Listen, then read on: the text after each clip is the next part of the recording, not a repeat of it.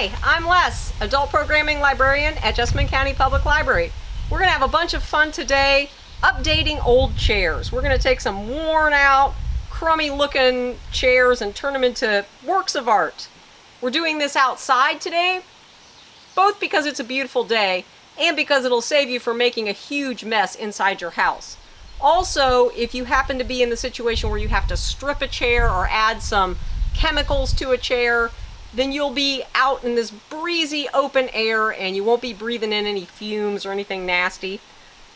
We're going to need a lot of different materials, something different for each chair, so we'll go through those as we do the chair makeovers, and I'm going to show you all different kinds of techniques you can use. So let's get started.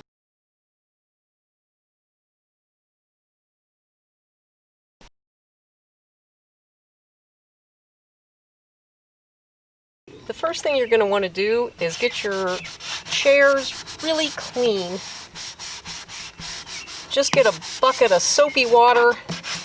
You can use a rough sanding sponge and just give them a scrub. Once your chairs are clean, you're going to want to decide whether or not you need to degloss them. It's pretty obvious that my old chair does not need to be deglossing, but I'm going to show you how to do it anyway. You might have a layer of lacquer or shiny paint, and it's nice to get that removed before you begin sanding. We don't need to strip our chairs for the projects that we're doing today because we're going to use a primer that will allow us to paint right over it as long as the surface isn't shiny and it's gotten roughed up a bit, and it'll adhere pretty easily. So to degloss, you'll use something called a liquid deglosser.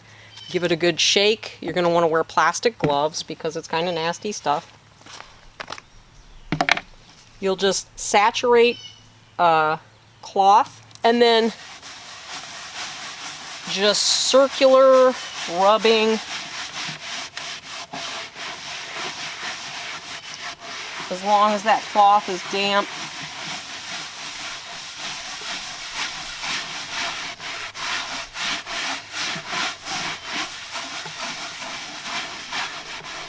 Then you'll see that some of the old stain is starting to come off the chair. Just fold your cloth and keep rubbing. If your surface was shiny to begin with, then it should start to become dull. So our next goal is to rough this chair up. We've got several different methods here. One is just your straight, this is an 80 grit sandpaper. The other is a sanding sponge. This is a really effective method, and it's got this nice honeycomb effect so that the shavings, the wood doesn't get clogged up in there. The other thing we've got is a nice electric sander with some heavy grit sandpaper in it. This is the method I'm going to use because it's quick and simple, but you can use any method because our goal here is just to get the surface rough so that the primer will stick nicely onto the chair. If you feel you need to go over your chair with a finer sandpaper after your first round of sanding, you can do that. It just depends on how refined you want your piece to be. If you're satisfied, then the next step is to just get all the dust off the chair. So they make tack cloth that will pick up the dust, or you can be cheap like me and just use a damp rag, but make sure you get all that fine sawdust off of your chair, and then we'll get on to priming. Alright, our chairs are sanded, they're clean and free from dust, and we're ready to begin priming. The primer I'm going to use today is this 1-2-3 primer by Zinsser. It's for all surfaces. It will take just about any kind of paint you put on over the top of it. Our goal is to put just a thin layer on first and let it dry, and then we'll put a second layer on. So we're going to put a thin layer on, try to go the same direction.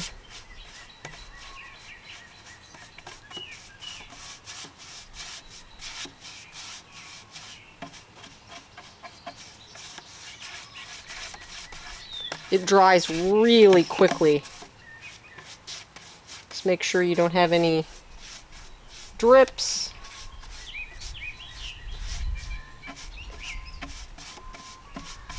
Spread it as evenly as possible.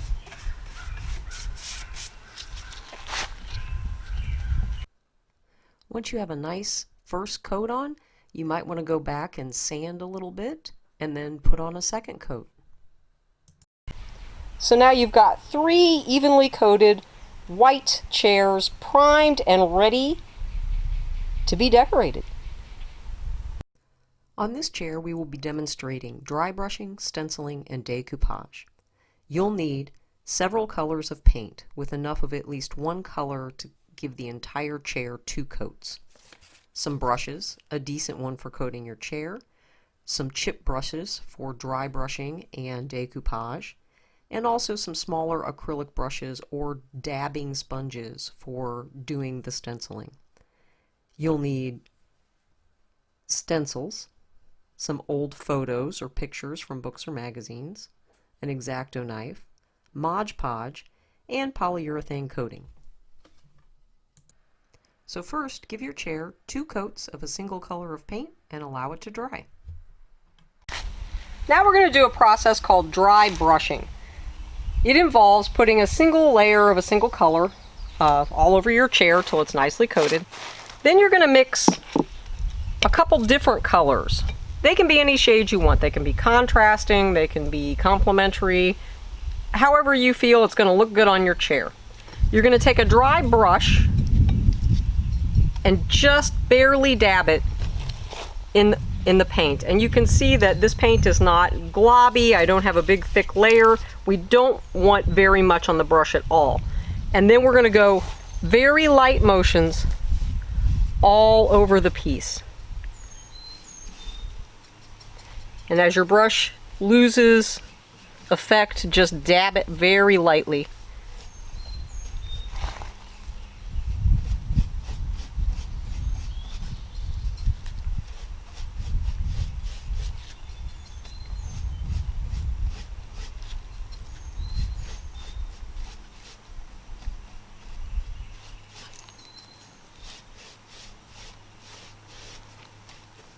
Now we'll do a single coat in one color, just this much all over the chair, and then we'll put the other color on over the top of it. If your color starts to dry out a little bit, you can add a tad of water to the plate or to the end of your brush. Just dip it really lightly in water, or you can dip it really lightly in glaze. This is a glaze, and it'll mix fine with acrylic paint. Okay, stop it. Here's our completed dry brushed chair. Yeah.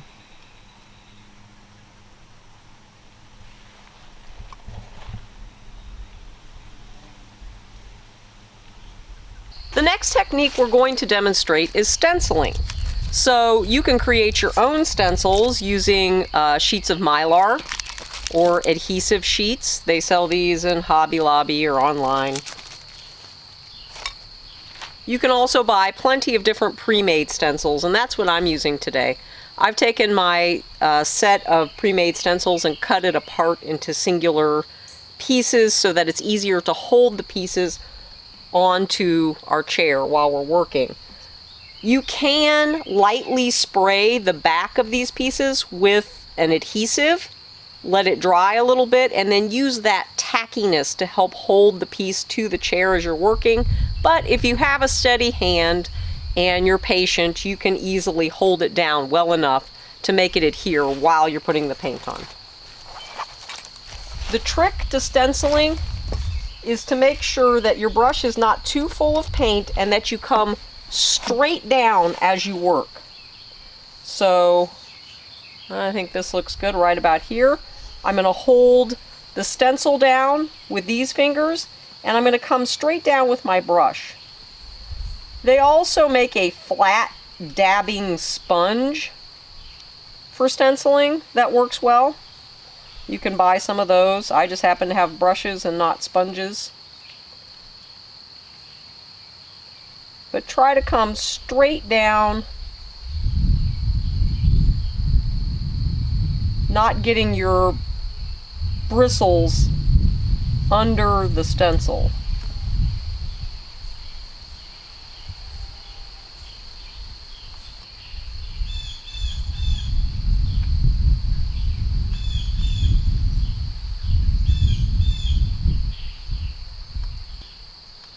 Then once you think you've gotten it on as well as you like, carefully lift the corner and lift as straight up as possible. And you've got a lovely little stencil on there. I'm going to continue adding stencils in different colors around my chair, and then we'll get on to the next part. Some other things to consider while you're stenciling. You don't want very runny paint, and you don't want your brush too wet. Also, make sure your piece is always flat so that you're holding the stencil down and not trying to, hold it sideways. You also don't always have to use all of the stencil. If the whole stencil doesn't fit, that's okay. You can leave off sections. Try to make sure that you don't get paint on the back of your stencil.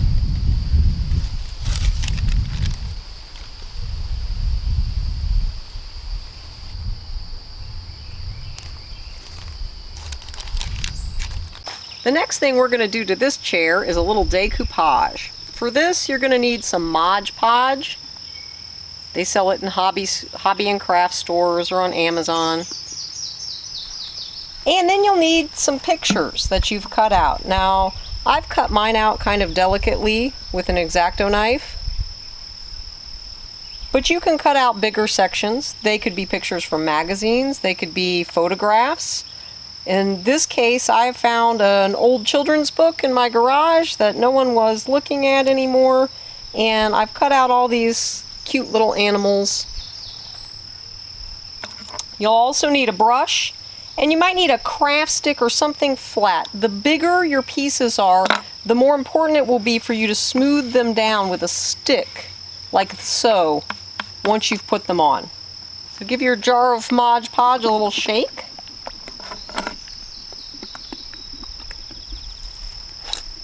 Decide in advance where you want your pieces, and of course you'll want to make sure that your other paint is dry, whether it's stencils or just the paint of the chair itself. Then you want to paint a little Mod Podge in the area that you'd like to put a picture. So I'm going to put my little elephant down here, get a little bit on my brush, and just paint a thin layer over the section where the elephant would be. Then we're going to set him down and smooth over the top with your brush. And if you've got a lot of extra on there, you might want to take a clean rag and just wipe it up. Kind of dab it. Alright. Now we'll continue putting pieces on wherever I think they look good. I think I want this little poodle over here. Now our stenciled and decoupage chair is all dry, and the next step is to seal it. Because I want to make sure that the decoupage stays down really well, I've chosen a polyurethane, and we're just going to gently paint the entire chair with a thin layer of polyurethane.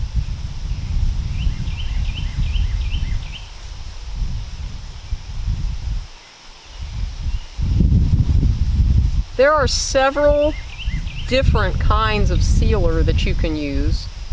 A glaze, especially if it's a lime wash or a wash with some color or tint to it, will give it a softer, more antique feel, and it will subtly dull the colors of your paint.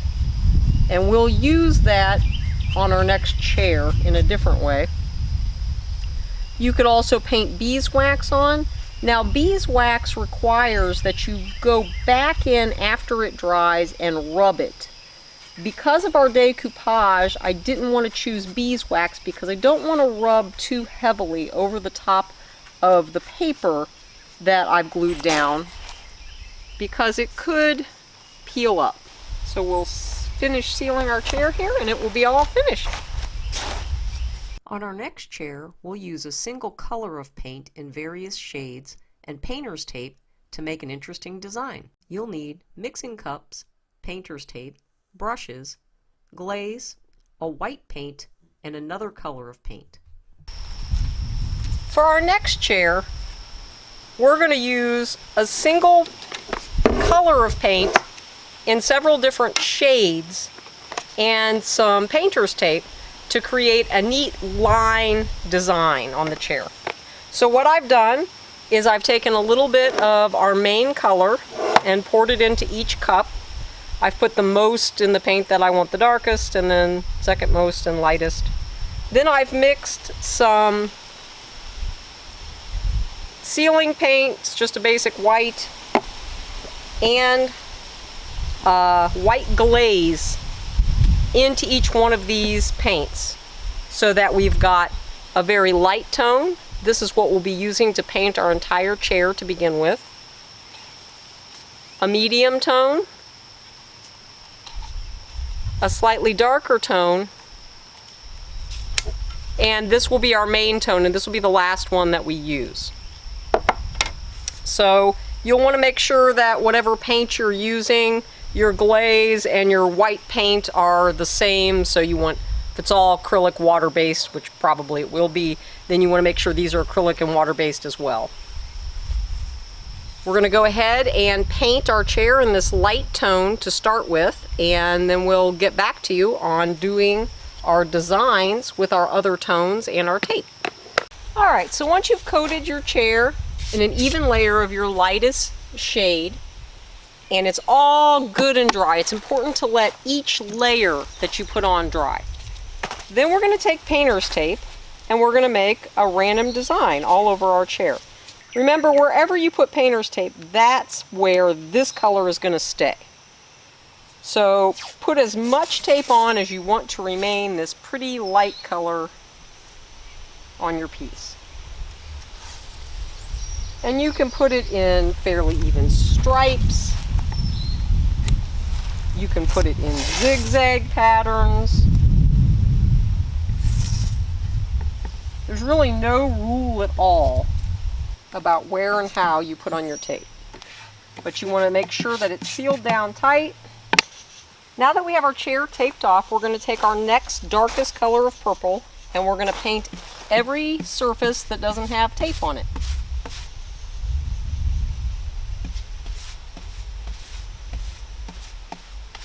You can paint right over that tape.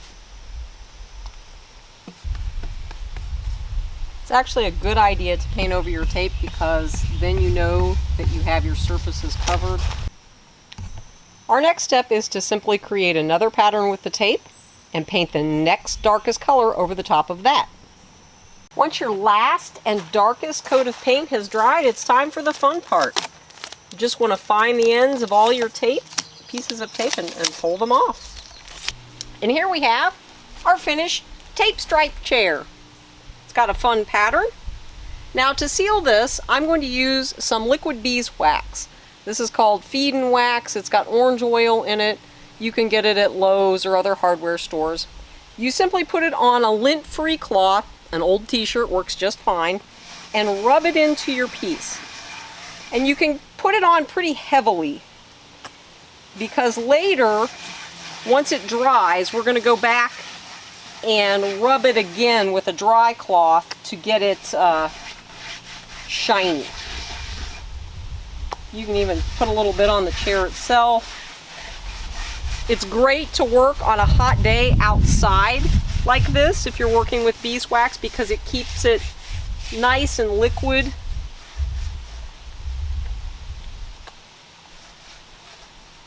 In the cool of air conditioning, it can be stiff.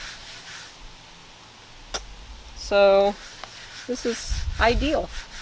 So we'll get this all coated, then we'll come back later and polish it up a bit with a dry cloth. For our last chair, you'll need some dark gray stain, some metallic paint, some wooden dowel rods and some wooden beads, some glitter, and some fun acrylics. On our last chair, we're going to create a really interesting effect that I hope is going to have a kind of spacey feel to it, because we're going to add some embellishments on the top as well. Some three-dimensional little balls up here. Maybe they'll be something like planets. We're going to take a stain. This is a gray stain. And we're going to mix it with the glaze that we used earlier. These things aren't going to mix well together. They're going to want to separate and have a little bit of a weird sheen to them. But that's going to be fun because when we put it on the chair, it's going to stick differently in different places. So we're going to brush this on really quick, kind of uneven strokes.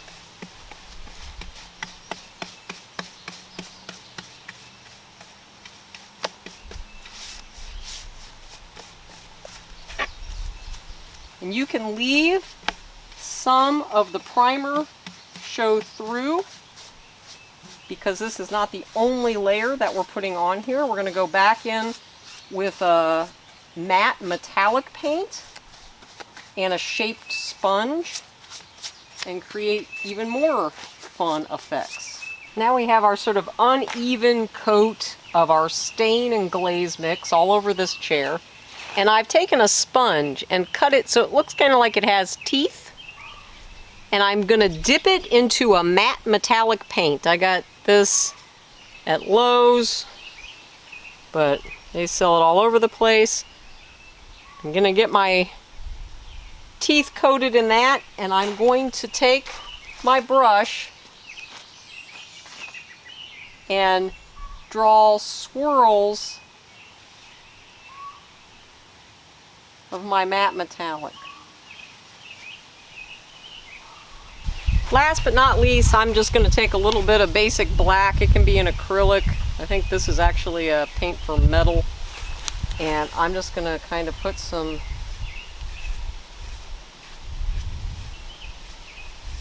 streaks back through.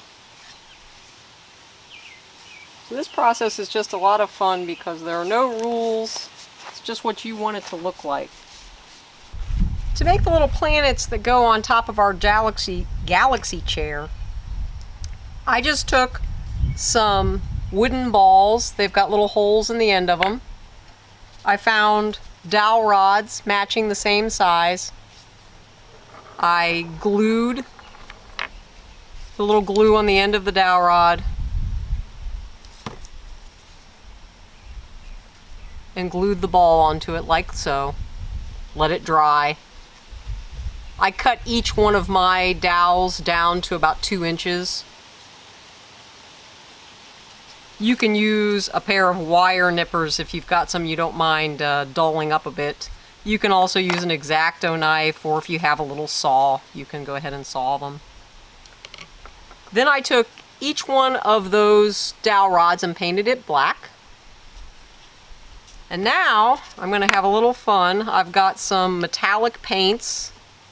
Now you could do this with anything. You could do it with acrylics, but I happen to have these fun metallics, so I'm going to use them. So I'm just going to squeeze a little bit on there. Take a paintbrush and spread it all around, and then I'm gonna get crazy and I'm gonna glitter it. So I'm just gonna kind of roll it in glitter. It's gonna be a festival of glitter. And now I've got a little planet. I'm gonna do each one of them like this, and then I'll show you how to mount them in the back of the chair. Now, in order to mount our planets on the back of our galaxy chair, you can see that I've just marked 9 equidistant holes starting in the center. Found a drill bit the same size as my dowel rod. And then we're just going to go ahead and drill holes. And we're going to take each planet, put a little bit of wood glue on the bottom, and stick them down in the holes.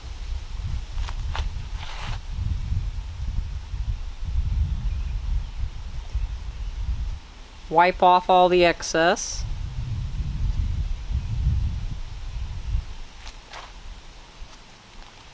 And let them dry. And here we have our completed Galaxy chair. Now, if you want, you can go back into your chair as I've done and add a little more color. I had that metallic paint and it gave it some more interesting kind of nebula things going on. And if you'd like, you can take a polyurethane spray and spray over the top of your glittered planets if you did use glitter like I did. And that way, then your glitter won't get all over the floor. I hope you've had lots of fun updating old chairs with us today. Check out our Jessamine County Public Library YouTube channel for more fun crafts. We'll see you next time.